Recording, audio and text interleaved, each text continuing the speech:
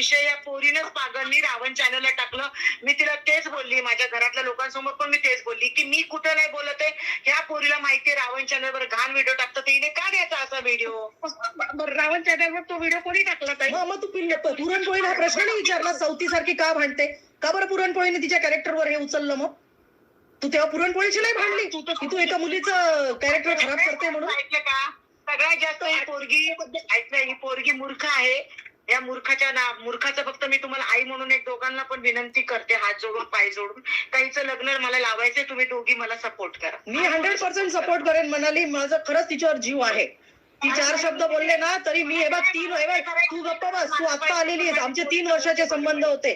कधीच मी त्या मुलीला वाईट नाही बोलले, कधी वाईट मार्गाला नाही लावलं, कधी वाईट शिकवण पण नाही दिलेली मी.